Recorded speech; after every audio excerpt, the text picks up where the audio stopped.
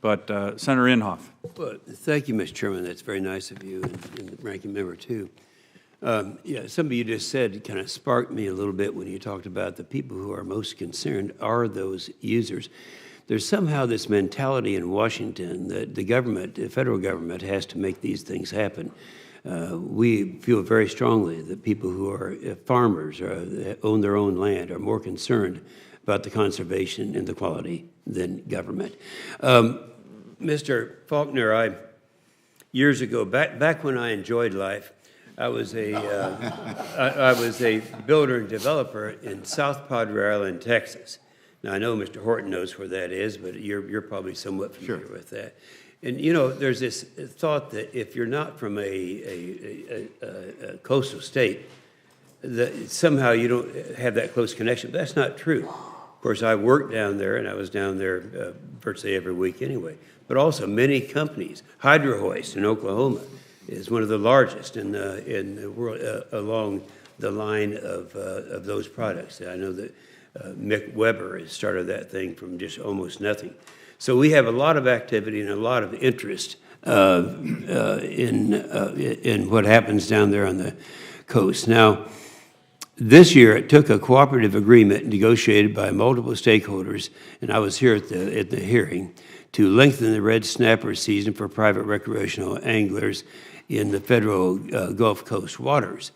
Well, the problem was that we went through a period of time up until about '05 when we had a real problem with the number of snappers that are out there. Now, when that changed, then it took, I'd like to have you kind of be succinctly highlight for this committee how punitive recreational fishing regulations and the uncertainty as to the length of a federal fishing season negatively impact your business and what we're all here for. Thank you, Senator. Well, my answer is two parts. As a recreational fisherman myself, I think at times the uncertainty, certainly 3-day seasons or 9-day seasons, and it storms for 5 of those, is very limited. It's just unpredictable, and it just so much compacts your time out there that it's a mad race to go out there. Sometimes when it's not even safe seas to be out fishing. And I'm speaking predominantly on the red snapper. I think that's what you were referring to. But I think the uncertainty also from the manufacturing side of it is our customers making a large investment in time for their family and certainly financially. The uncertainty just isn't worth the risk if they're not going to be guaranteed some fair time to be out there to participate. And I think the word uncertainty is what's been the biggest problem over the last 10 years. Yeah, that is a problem. And Mr. Horton, you commented your activity down in the area that you and I are both familiar with. And I think a key component of the Modern Fish Act is adapting federal fisheries in management and embrace recreational fishing as well as commercial fishing, something we've heard a lot about. I'd ask you, do you think have the states done a better job than the federal government?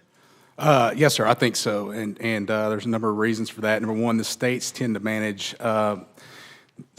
differently than the federal government in the fact that the states manage for population abundance and health because they're trying to manage for maximum access for the people. I mean, recreational anglers are essentially their customers, and so they want to make sure that we have access to healthy, abundant fisheries. Whereas the federal management tends to manage federal fisheries more as really a commodity, and it's not, they don't manage it quite like a public trust resource. So access isn't necessarily, maximum access isn't the ultimate goal. Maximum sustainable yield is the ultimate goal, essentially, or optimal yield. So I feel like the states, from a recreational angler's perspective, and the models that they use that maximize access is more effective. What I'd like to have all of you do is give some thought to how the federal government, if we're talking about making changes, not just in this act, but in other acts to try to enhance what this is all about today. But give some thoughts to what specifically is it that the federal government could learn